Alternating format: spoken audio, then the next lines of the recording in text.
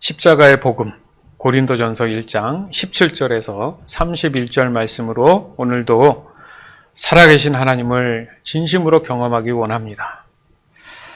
지금 우리의 삶이라 한다면 전적인 하나님에 의한 삶에 그 모든 초점이 맞춰져 있어요. 왜냐하면 우리의 신앙이 믿음으로 고백하고 있는 그 주체가 바로 하나님이시기 때문입니다. 즉 하나님은 모든 만물의 창조자이시며 전지전능하신 분이지 않습니까?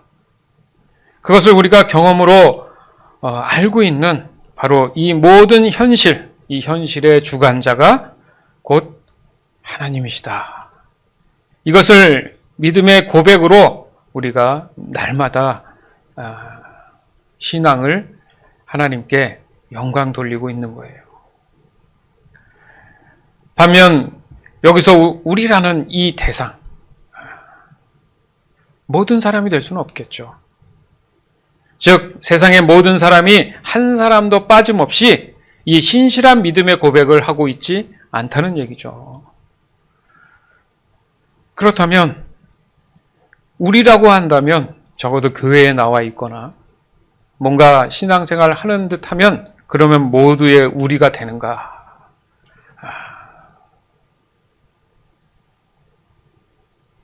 그렇지도 않다는 얘기예요. 확신할 수 없다는 얘기죠.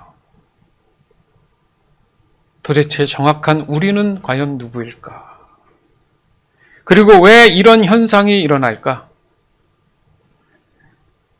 사람들에게는 입장이라는 게 있어요. 그죠? 입장. 자기 입장. 생각해보면 자신이 당면하고 있는 직접적인 상황이라는 그런 부분들이 존재하잖아요. 그죠? 다시 말해서 현실적으로 만나게 되는 가장 시급한 문제에서 오는 인식과도 같은, 거기에 항상 바로 수반돼서 나타나는 게 자기의 입장입니다. 입장. 즉 순간 판단에서 오는 우선순위에 대한 문제라는 거죠. 여기서 항상 믿음에 대한 자신의 입장이 드러난다는 거예요.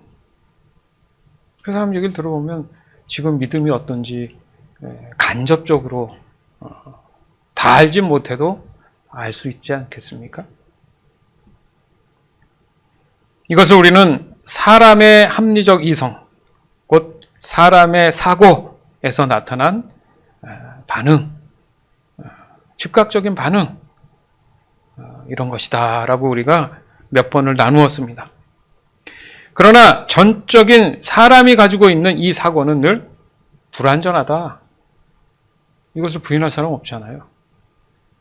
물론 사람마다 그 차이는 있을 수 있어요.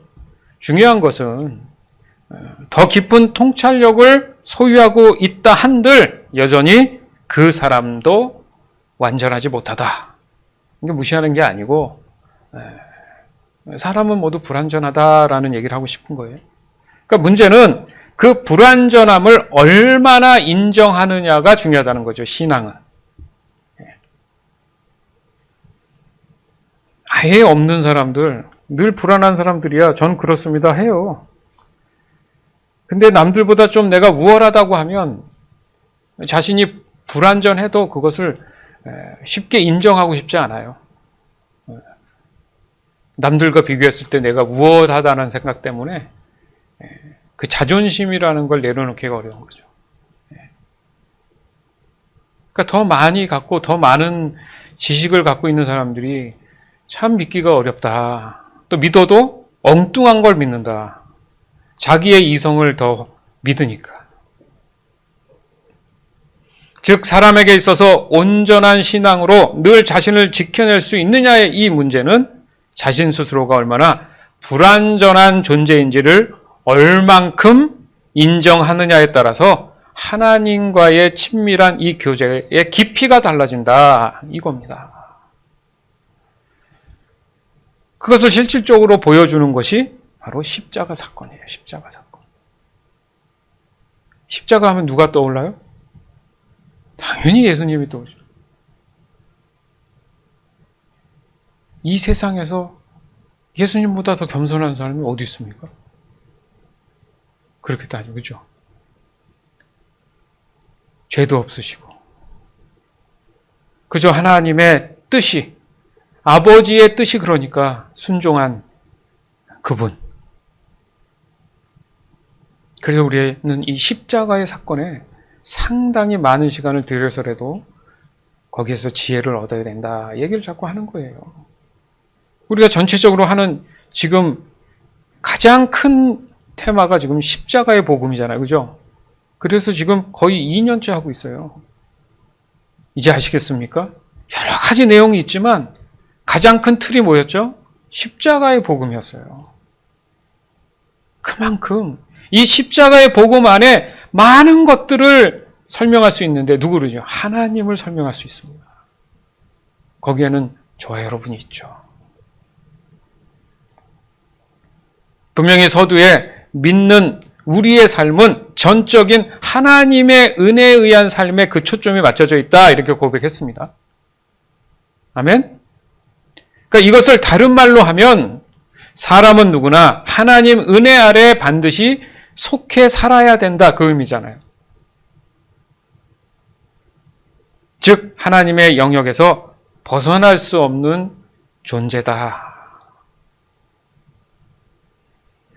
그러나 이미 있던 이 죄는 이 사실을 언제부턴지 부정하거나 거부할 수 있다고 자신의 입장을 자꾸 주장해 왔다는 거예요. 그렇잖아요. 사람. 오늘도 여전히 자신의 입장, 자기의 입장, 그게 도대체 뭔데? 그 입장으로 인해서 하나님을 거부할 수 있을까? 죄는 뭐예요? 그 입장이 어떻게 됐어요? 변질된 거잖아요.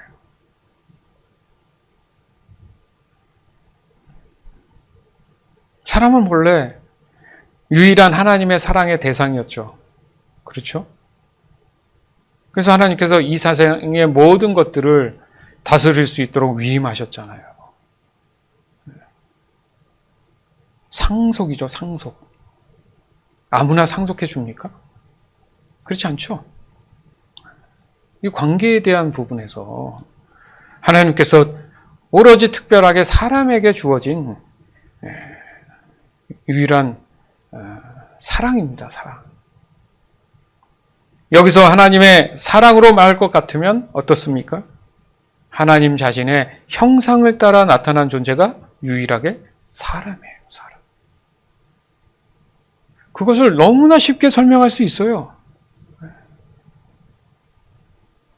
자녀는 부모의 형상을 따라 나타난 존재예요. 부인할 수 있어요? 고아가 됐던 뭐 했던 어쨌든 그 사람이 태어났을 때는 어느 곳에 어디 그 부모가 있는지 몰라도 그 사람은 그 부모의 DNA를 따라 태어났잖아요.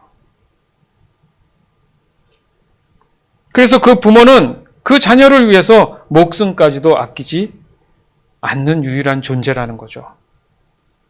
물론 다른 사람을 위해서 죽는 사람도 있지만 제가 그 얘기를 하는 게 아니잖아요. 그래서 그 관계를 그 누구도 대신할 수 없다. 안 그렇습니까? 나는 괜찮아. 내가 어떻게 되든 상관없어. 그 옛날에 뭐 어떤 그 드라마에도 그런 게 있더라고요. 그 자식이 너무 삐딱하게 나가가지고 명예욕과 이 돈밖에 몰라서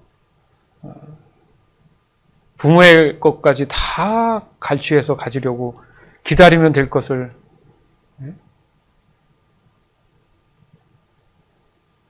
그 부모까지도 죽입니다. 근데 죽이는 그 도구의 한 부분이 떨어져 나갔는데 그 어머니가 죽어가면서도 그 도구를 그 작은 그 도구가 밝혀지면 안 되니까 죽어가면서도 입에다 삼킵니다. 무슨 말이에요? 자녀가 어찌 됐든 자신이 낳은 자식이기 때문에 자기가 거둔다는 생각이죠. 그게 정답은 아니지만 그 정도로 그 부모의 마음이라는 게 부모의 형상을 따라 태어난 그 자녀에 대한 가장 큰 사랑을 설명하려는 거잖아요. 그리고 이 사랑은 어떻습니까? 바로 초월성에 대한 명확한 관계에 있다는 거죠. 중요한 것은 사람과의 관계가 어디서 왔느냐? 하나님과의 관계에서 왔다는 거예요.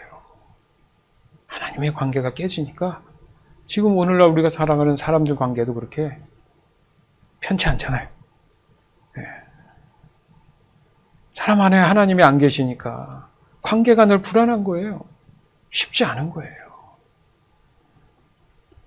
따라서 하나님과의 관계가 회복된다는 이 의미는 곧 사람들과의 관계에 있어서도 초월적인 그 관계의 회복을 소망해 볼 수 있다. 이렇게 보는 겁니다. 즉 사람에게 있어서 죄로부터 구원함을 받는다는 가장 큰 의미가 뭔가? 그것은 바로 하나님과의 관계 회복에 있다라고 지금 말씀하시는 거예요. 궁극적인 거죠. 십자가의 복음에 대한 가치가 뭡니까? 하나님과의 관계 회복이잖아요.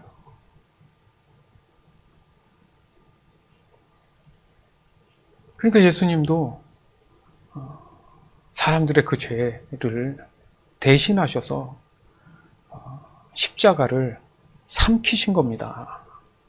아멘? 그러나 사람들은 어떻습니까?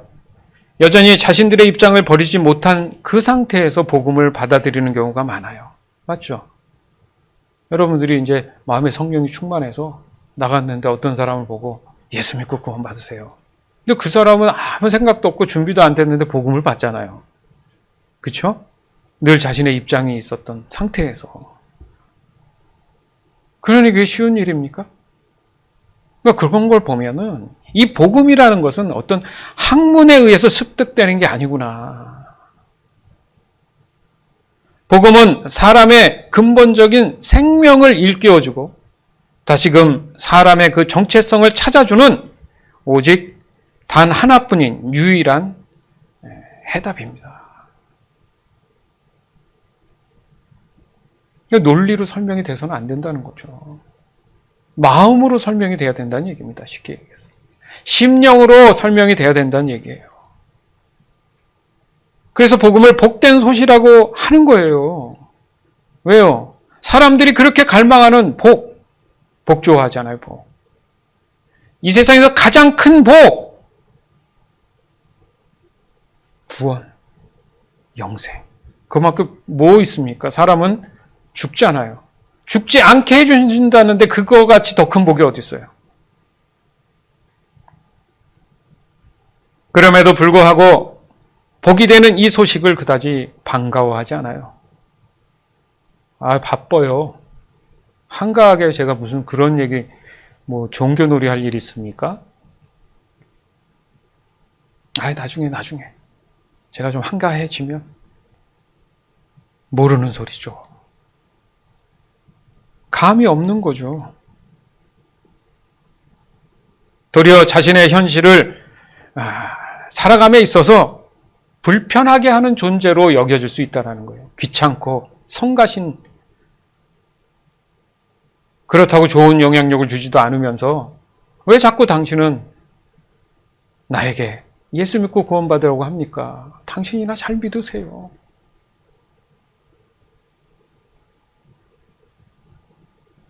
생각해 봤어요. 제가 이제 세월이 흐르면 또 누군가의 또 결혼식에 주례를 보지 않겠습니까? 지금은 그런 생각을 했어요. 예전엔 잘 몰랐는데 이제 내가 좀 나이가 조금 더 들고 마음에 뭐 성숙이 왔는지 모르겠지만 앞으로 더 필요하겠지만 앞으로 결혼할 사람들이 어떻게 사는 것이 가장 지혜로운 삶일까? 떠오르는 것이 단어가 하나 있는데 솔직. 두 사람 솔직하게 사세요. 이게 마음에 오는 거예요. 솔직하게.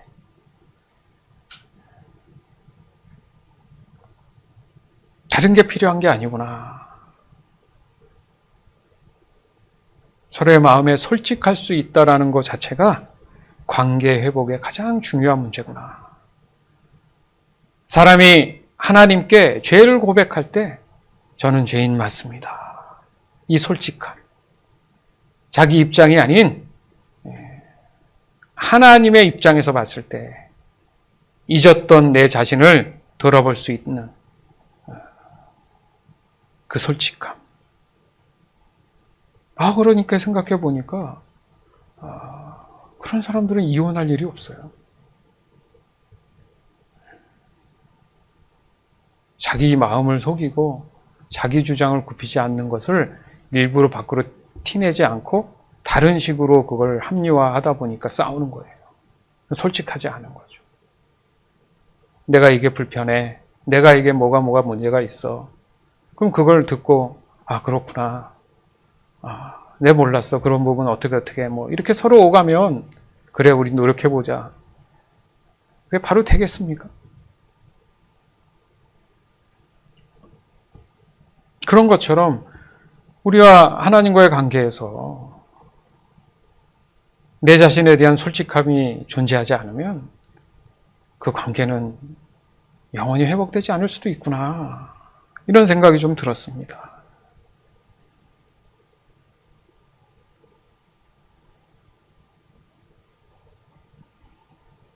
사람들은 그래요. 복음을 듣더라도 현실에 대한 자신들의 입장에서 일단 계산을 하게 돼 있어요. 이게 나한테 이익이 되느냐, 불이익이 되느냐, 현실적인. 그런 의미에서 성경은 십자가에 대한 이 의미를 상당히 부각시키고 강조하고 있는 것을 알 수 있습니다. 그만큼 복음에 있어서 가장 합리적으로 설명할 수 있는 유일한 증거이기 때문에 그렇다는 얘기죠. 즉 사람의 구원의 문제에 있어서 가장 근본적인 해결 중심에 서 있는 것을 여러분 이 시간 명심하시기 바라요. 즉 십자가에 속한 이 저주받은 사람들의 이 죄에 대한 그 심판이 뭡니까? 사망이잖아요. 그 사망이 이루어져가는 그 과정, 그것이 얼마나 고통스러울 수밖에 없는 그런 현실로 보여주는 것이냐. 십자가의 고통. 철학자들도 많이 고민하는 거예요. 인간은 왜 고통을 안고 살아야 되는가? 맨날 질문하는 게 그겁니다. 인간과 고통은 무슨 관계인가? 이런 거. 고통을 받기 위해서 태어났느냐? 고통을 이기기 위해서 태어났느냐? 이런 얘기들 많이 해요. 그 자체가 고통이죠. 그 고민 자체가. 답도 없이, 해결됨 없이. 그게 때로는 저주다. 왜? 사람은 저주받았기 때문에 그렇다. 답을 찾았던 그런 철학자면 지금도 살아있어야겠죠? 다 죽잖아요.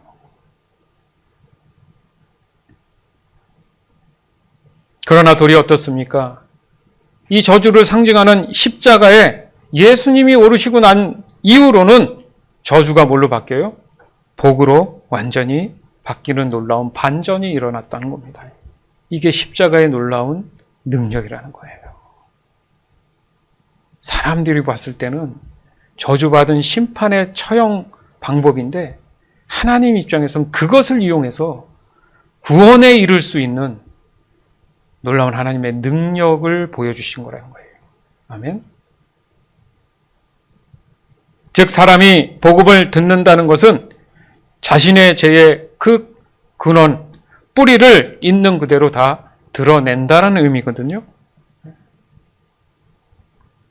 그 복음이 유효할 수 있도록 만들어준 장치가 바로 십자가라는 겁니다.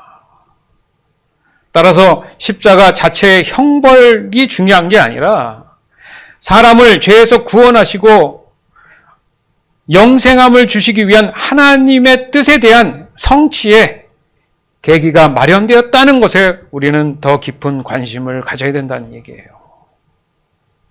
예수님이 십자가에 오르셨던 그 계기 때문에 내가 구원함을 받을 수 있는 기회가 됐구나. 내 삶에 십자가가 없이는 내 스스로가 구원을 말할 수 없구나.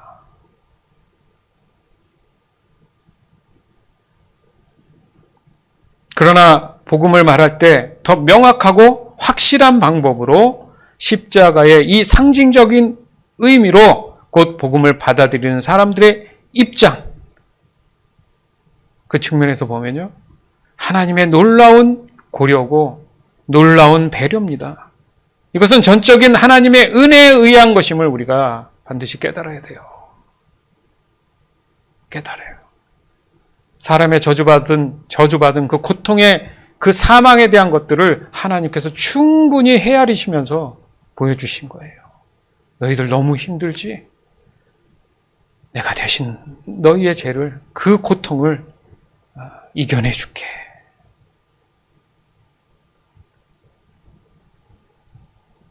그렇게 살려놨는데 보따리 달라고.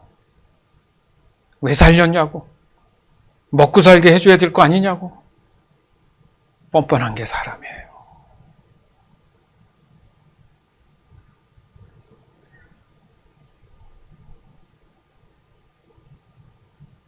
그런 의미에서 말씀에 의한 삶, 성령에 의한 삶, 우리가 이 부분들을 충분히 나누었지만 그것보다도 더 중요한 가장 큰 그림이 바로 십자가에 의한 삶, 그 안에 이 모든 내용들이 하나님의 지혜로 인해서 성령께서 우리에게 깨닫게 해주시고 있구나. 이것이 믿는 사람들의 신앙에 있어서도 매우 중요한 하나님과의 관계 회복을 말씀하시는구나. 그렇잖아요. 십자가는 죄인의 그 죄값을 치르는 수단이잖아요. 그것도 가장 심각한 중범죄자들에게 내려졌던 처형입니다. 즉 사람에게 있어서 가장 중요한 게 뭐라고요? 유일한 목숨이잖아요. 더 중요한 게 있어요? 얘기해 보세요. 그 목숨보다 더 중요한 게 있나요? 그 목숨을 끊는 일인데 다른 처형도 있는데 십자가의 처형이 가장 고통스럽습니다. 왜요? 서서히 죽이는데 그렇잖아요. 몸에 피와 수분이 다 흘러나가면서 점점 심장이 점점 멈춰지는 그 고통. 가장 치욕적이고 야만적인 최악의 처형 방법이라는 거죠. 그것도 사람들 많이 보이는 높은 언덕에다가 매달아 놓고 보라고.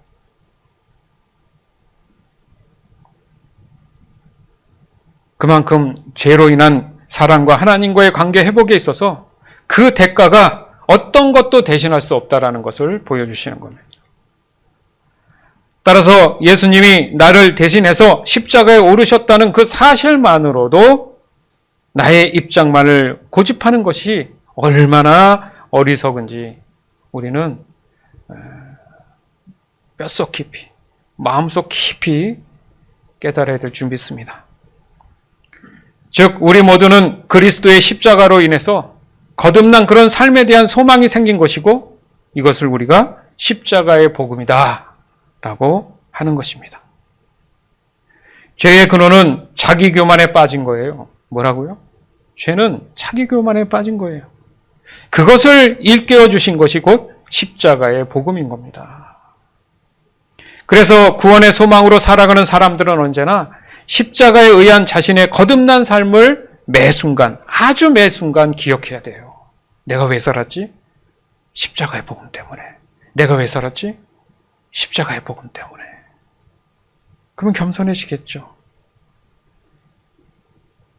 따라서 복음을 전하는 일 또한 예수 믿고 구원받으세요 했을 때 그 능력이 나타나기 위해서는 내 마음에 새겨진 이 십자가로 인한 복음이 전달돼야 된다는 것입니다. 이것이 곧 십자가에 의한 삶에서 얻어지는 참 지혜인 거예요. 고린도전서 1장 17절에서 24절. 그리스도께서 나를 보내신 것은 침례를 주기 위해서가 아니라 복음을 전하도록 하기 위해서였습니다. 그것은 인간의 지혜로운 말로 하라는 것이 아니었습니다. 그리스도의 십자가가 그 능력을 잃지 않게 하려는 것입니다. 십자가에 관한 말씀이 멸망할 사람들에게는 어리석은 것에 불과하지만 구원받은 우리에게는 하나님의 능력입니다. 성경에 이렇게 기록되어 있습니다. 내가 지혜로운 사람들의 지혜를 멸하고 지식 있는 사람들의 지식을 물리치리라. 지혜 있는 사람이 어디 있으며 학자가 어디 있습니까? 이 시대의 변론가가 어디 있습니까? 하나님께서 이 세상의 지혜를 어리석게 하지 않으셨습니까? 세상이 자기의 지혜를 통해서는 하나님을 알지 못하게 하신 것이 하나님의 지혜입니다. 그래서 하나님께서는 우리가 전하는 어리석어 보이는 말씀 선포로 믿는 사람들을 구원하기를 기뻐하셨습니다. 유대인들은 표적을 요구하고 그리스인들은 지혜를 찾습니다. 하지만 우리는 그리스도께서 십자가에 못 박히셨다고 전합니다. 이것이 유대인들에게는 걸려 넘어지게 하는 것이요 이방인들에게는 어리석은 것이지만 유대인이 되었든지 그리스인이 되었든지 부르심을 받은 사람들에게 그리스도는 하나님의 능력이며 하나님의 지혜입니다. 아멘. 여기서 17절에 보면 인간의 지혜로운 말, 우리가 이 부분에 많이 노출되어 있지 않습니까? 이건 뭡니까? 곧 사람의 합리적 이성, 사고를 지적하는 거죠. 즉 자신의 입장.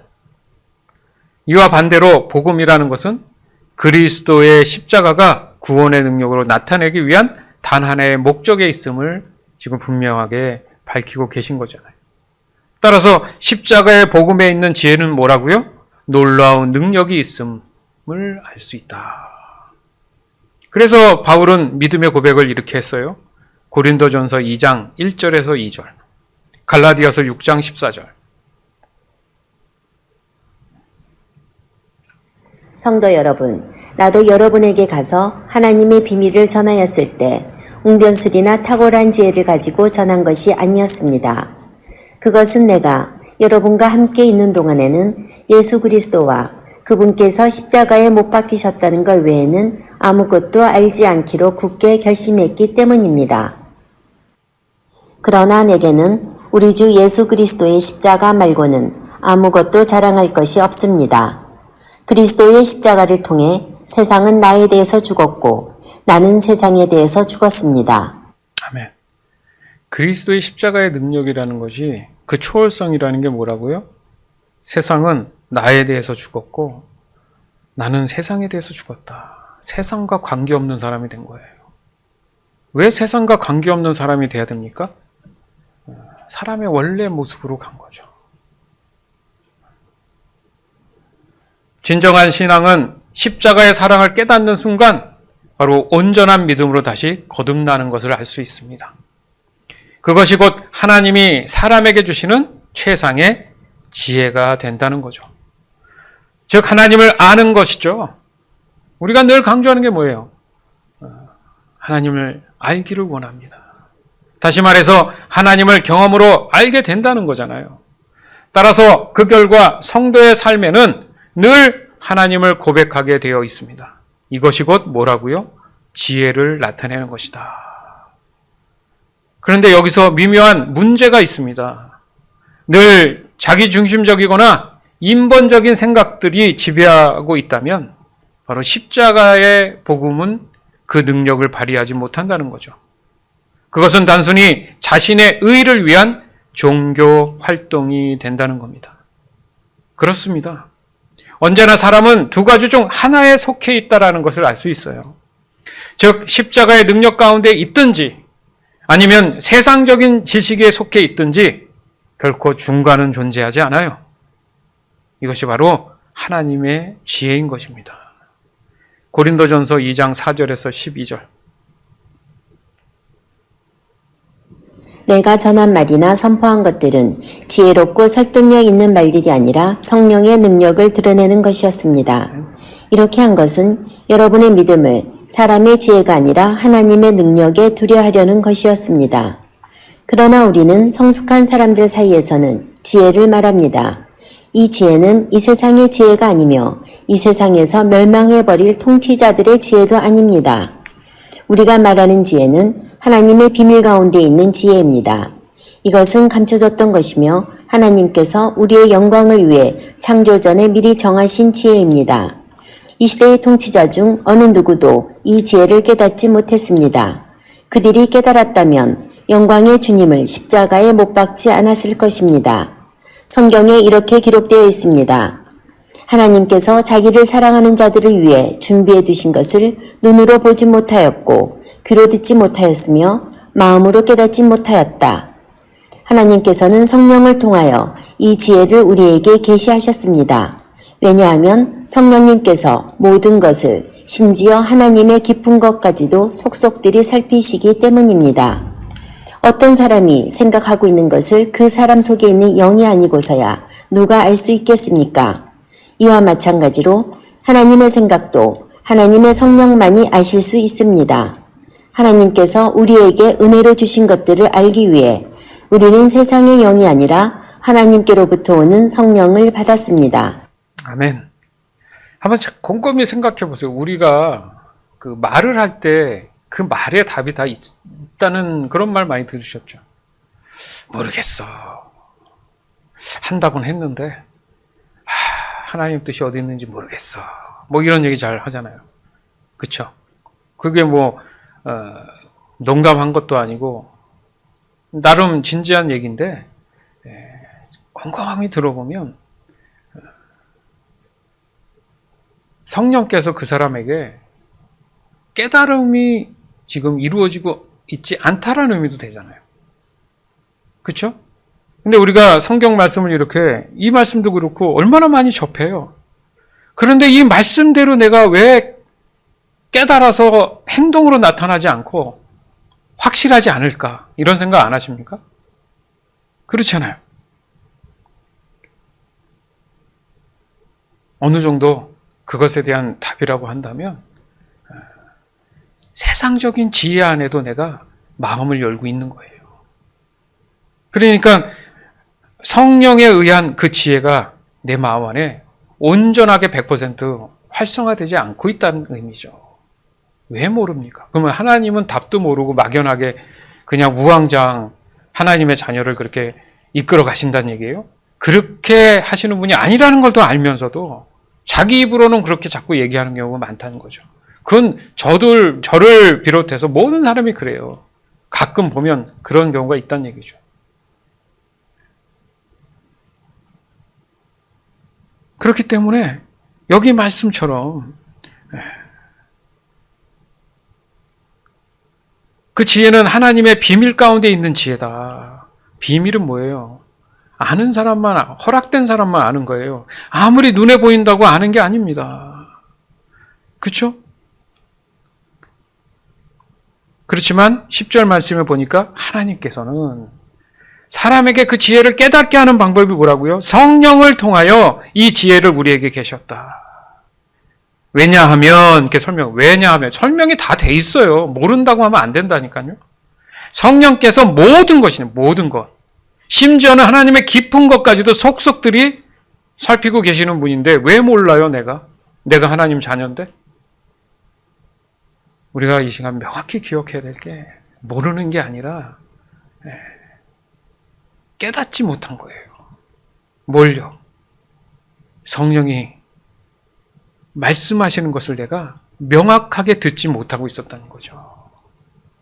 왜 그런다고요? 세상적인 지혜와 섞여 있기 때문에, 온전하지 못하기 때문에, 여전히 내 마음은 세상적인 지혜에 노출되어 있기 때문에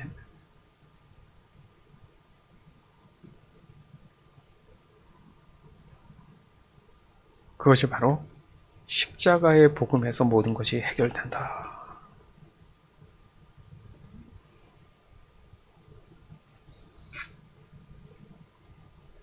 마지막 12절 말씀에 하나님께서 우리에게 은혜로 주신 것들을 알기 위해, 모르겠어. 하나님 뜻이 있잖아요, 여기. 은혜로 주신 것들을 알기 위해 우리는 세상의 영이 아니라 하나님께로부터 오는 성령을 받았습니다. 믿을 때에 성령을 받으셨습니까? 근데 어떻게 모른다는 얘기가 나와요? 우리에게 주신 하나님 은혜는 우리에게 선한 길로, 가장 좋은 길로 인도하시는 거잖아요. 그런데 뭐가 해방한다고요? 세상의 영이 해방하고 있잖아요, 지금. 그게 마음이 가려져 있고 눈이 가려져 있으니까 내 입에서 나오는 건 모르겠어요. 그러나 서두에 말씀드렸지만 우리라는 의미가 뭐죠? 내가 하나님이 나의 주관자 되시고 주권자 되심을 인정하는 우리는 이미 하나님의 은혜의 모든 것을 주시고자 하시는 것들을 알고 있는 사람들이에요. 누굴 통해서? 하나님께로부터 온 성령을 통해서. 우리가 지혜를 말할 때 그 의미는 뭐예요? 깨달음. 몰랐던 것이 형광등이 켜지듯이 깨달아지는 거잖아요. 그러나 하나님은 하나님의 지혜를 아무나 깨닫지 않게 하신다고 분명히 말씀하셨어요. 그러니까 눈에 본다고 깨달아지는 게 아니라니까요. 즉 믿음에 관해서는 그 믿음에 대한 온전한 반응이 있는 사람들에게만 이 성령의 능력이 드러나게 돼 있다는 것에 우리는 주목해야 돼요.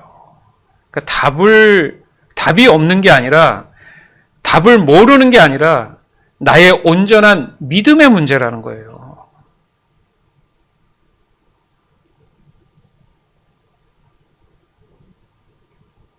지금 우리는 너무도 많은 지식의 바다에 빠져 있어요. 더 심각하면 심각하지 덜하진 않아요.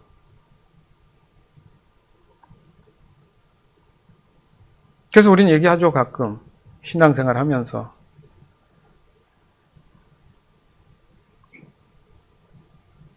많은 것을 알게 돼서 내 안에 지식이 쌓이는 거? 아니면 살아가는데 유익이 되는 거? 이걸 부정하는 게 아니죠. 삶의 어떤 도구 측면은 우리가 살아가니까 필요한 측면이 있겠죠. 근데 그게 절대성을 가져서는 안 된다는 얘기죠. 우리가 진심으로 관심을 가져야 하는 게 뭐라고 생각하십니까? 이 세상의 유익이 아니라는 깨달음이에요. 성경은 계속해서 이 세상의 유익을 쫓지 말라는 거잖아요. 너희가 무엇을 먹을까, 무엇을 입을까 걱정하지 마라. 네? 들에 피는 들꽃도 하나님께서 알아서 자라게 해주시는데 사람이 간데 왜 그렇게 먹고 살 걱정하며 살아가느냐? 관심이 지금 세상의 유익에 있기 때문에 그래요.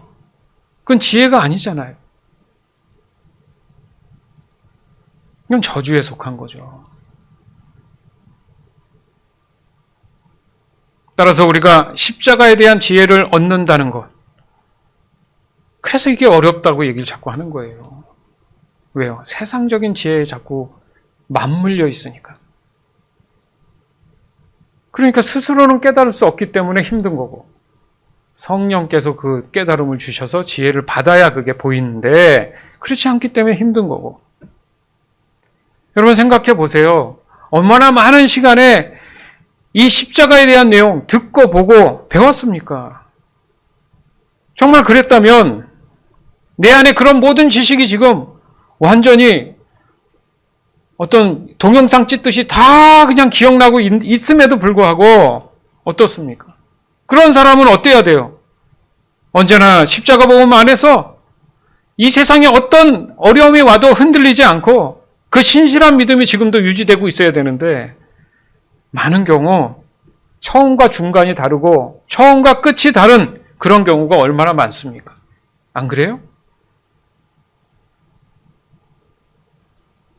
그걸 또 합리화한다고 목회자고 누구 간에 사람의 인생살은 이렇게 돌고 돌아서 롤러코스터를 타다가 올라갔다 내려갔다 한다 그러고 그게 하나님 보실 때 기뻐할 일입니까? 온전한 믿음을 유지해 나가는 게 중요한 거지. 왜 사람 인본적인 입장에서 합리화를 하냐고요, 자꾸. 사람이니까 그럴 수밖에 없어. 그렇게 얘기는 했죠. 그렇지만 이 말씀 들어보니까 그렇게 살지 않아도 되는 삶이 있단 말이죠. 그거에 대해서는 잘 얘기를 안 하고. 왜요? 자신이 없는 거예요, 또 앞으로도 그럴까 봐. 남한테도 확신을 못 주는 거죠. 나도 그럴 거니까. 그 목회자는 자기의 어떤 자기의 완벽함을 얘기합니까? 그거 자체가 교만이죠. 이 말씀을 준비하면서 내가 이것도 놓쳤네. 하나님 우리에게 이리 메시지를 주시는구나. 성도들과 함께 손을 부여잡고 무릎을 꿇고 중보하면서 맞습니다. 저도 그렇고 여러분도 그렇고 우리 이거 잊지 맙시다. 예수님이 오시는 그날까지 십자가의 복음 안에서 흔들림 없이 우리가 굳건한 믿음 지켜나가면서 삽시다. 이렇게 얘기를 해야지. 뭘 얼마나 앞에 서는 사람이 신학적으로 완벽해야 되고 그럼 그 사람은 진짜 화장실도 가지 말아야죠. 배도 고프지 말아야죠. 예수님은 왜 시장하셨고 배가 고팠습니까?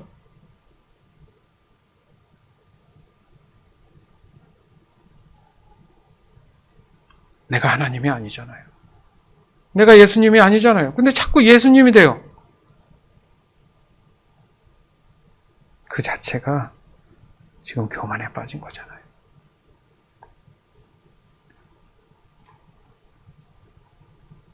이런 자신을 발견할 수만 있다면,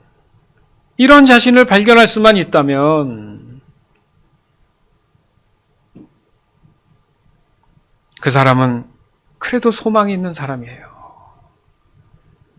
왜요? 속히 돌이켜서 다시 내가 만났던 그 십자가의 복음 안으로 돌아올 수 있기 때문에. 할렐루야. 얼마나 감사한 일입니까? 하지만 문제는 뭐예요? 여전히 세상적인 지혜가 만만치 않다라는 거죠. 지금 문 밖만 나오면 다 세상의 지혜들이 활보하고 있잖아요. 이겨낼 수 있어요, 여러분? 행정적인 문제, 재정적인 문제, 관계적인 문제 해결이 돼요, 쉽게? 목사님 말하긴 쉬운데 한번 나가서 목사님도 사회생활 해보세요. 저도 가면 답이 없네요. 똑같이 얘기를 하겠죠. 만만치 않기 때문에 우리가 믿음을 지키자고 얘기하는 거 아닙니까? 그래서 세상과 구별됐다고 얘기하는 거 아니에요? 똑같이 살 거면 뭐하러 교회를 나오고 뭐하러 신앙생활해요? 똑같이 살면 되죠.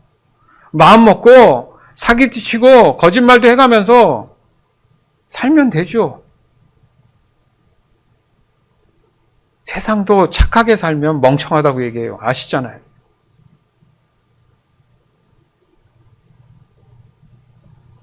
이렇듯이 사람이 살다 보면요, 더 많은 세상의 지혜를 만나게 될 수밖에 없어요. 그러면서 얘기하죠. 몰랐을 때는 문제가 없었는데, 차라리 모르는 게 낫지 않았을까? 뭐 이런 얘기 하잖아요. 그 고통스러운 거예요. 알면 고통스러운 거예요. 우리가 하나님을 더 깊이 알수록 나의 믿음과 신앙을 더 굳건히 지켜야 되는 문제와 똑같습니다. 처음에 교회 나와서 아무것도 모르는 사람들이 신앙생활하는 거 하나님이 다 먹여주세요. 그런데 어느 정도 하나님에 대한 깊이를 깨닫기 시작하면 이제 너 스스로 해봐. 이렇게 얘기하십니다. 히브리서 말씀 알죠? 너희를 언제까지 우유를 먹일 수 있느냐. 이제 너희가 성장하고 성숙했는데 이가 다 자랐는데 이제 딱딱하고 질긴 것들도 좀 먹을 수 있는 그런 성인이 돼야 되지 않겠냐. 이 말씀 있어요, 없어요? 그건 알아서 이제 너희도 힘을 얻었으니까 이미 받은 성령의 지혜를 또 달라고 하니 답답하지 않겠습니까? 줬는데 거기 있잖아. 어디요? 안 보이는 거예요. 왜 자꾸 달라 그러느냐? 그래서 예수님이 천국이 어디 있어요? 지금 네 안에 있다. 이렇게 얘기하시잖아요. 이미 있다는 거잖아요. 근데 못 보는 거야, 내가.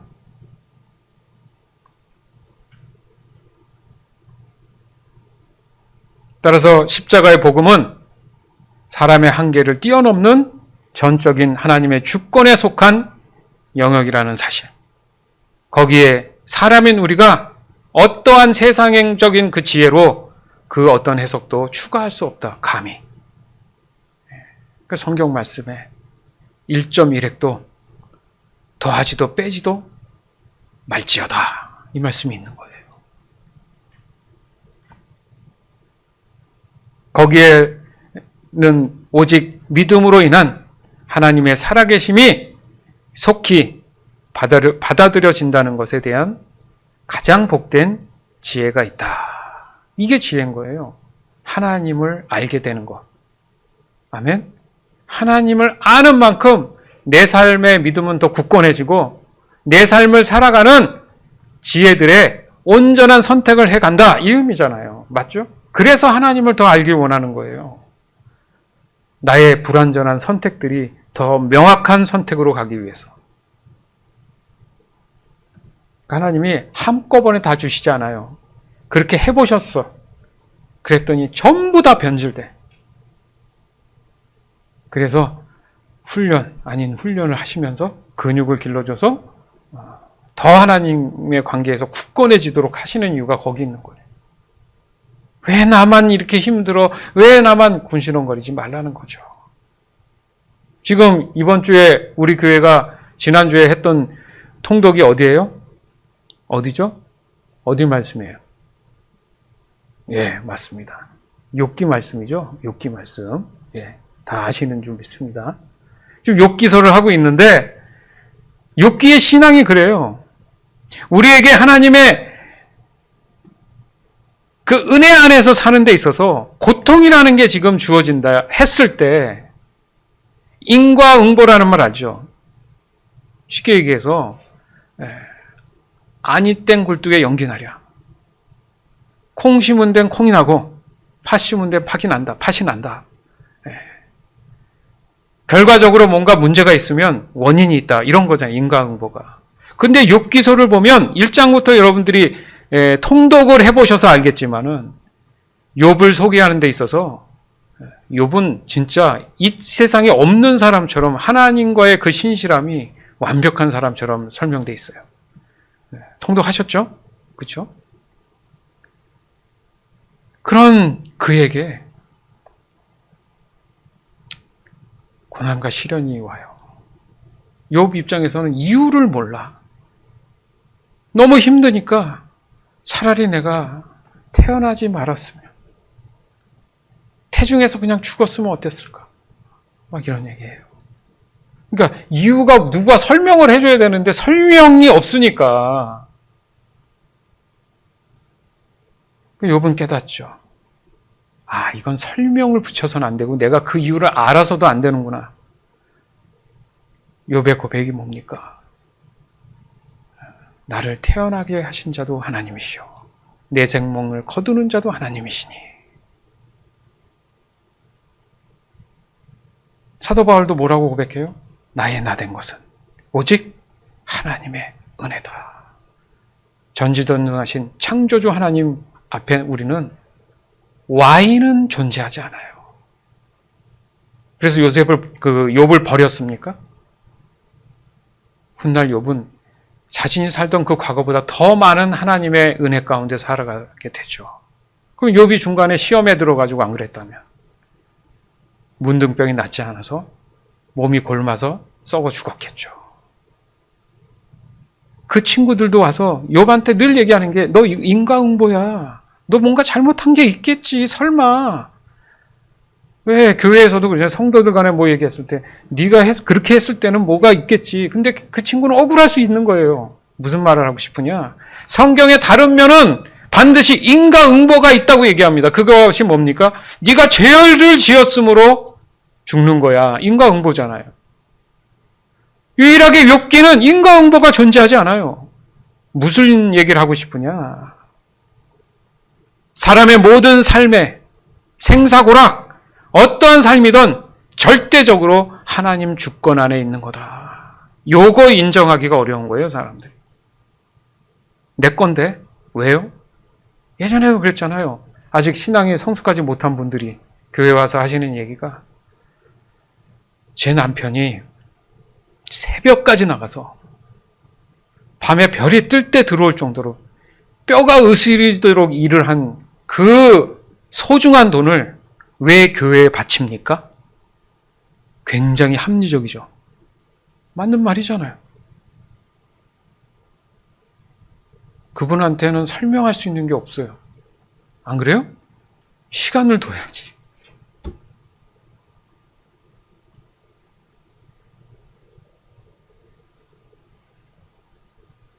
그만큼 하나님을 알아야 된다는 게 여러분 얼마나 중요한지 몰라요. 그러기 위해서 내 자신이 어떤 존재였는지 이것을 십자가의 복음 안에서 발견해야 될 줄 믿습니다. 하나님의 주권을 인정하는 문제, 이게 참 자유를 얻는 지름길이에요. 아멘? 그렇습니다. 오직 하나님의 은혜에 의한 삶을 살아가는 것이 하나님의 사람을 향한 창조의 목적이었다는 거죠. 거기에 사람의 마음을 주관하시는 분이 성령님이시고, 그렇게 세상이 창조됐는데 문제가 생긴 게 죄잖아요. 그로 인해서 죄에 그 의한 결과적인 사망에서 구원으로 옮겨주시는 주체가 누구예요? 예수님이잖아요. 그죠? 그래서 예수님을 이 땅 가운데 보내주셨고, 그것에 대한 터닝 포인트가 십자가라는 거죠. 그래서 그 창조의 목적으로 다시 회복될 수 있도록 허락하신 바로 그 계기가 바로 하나님의 은혜라고 표현하는데, 그것이 곧 십자가의 복음이다. 여러분은 성도라고 부릅니다. 그게 아무나 사실 부르는 게 아니에요. 형제님, 자매님이야 그냥 남자, 여자분 구분하지만 성도라는 이름은 쉽게 주어지지 않아요. 성도라는 건요. 그 성도를 받기 위해서 우리가 십자가의 복음을 제외하고는 불가능합니다. 자기를 부인하고 자기 십자가를 지고 따라오너라. 이 말씀이 여러분 쉬워 보입니까? 나를 부인한다는 게?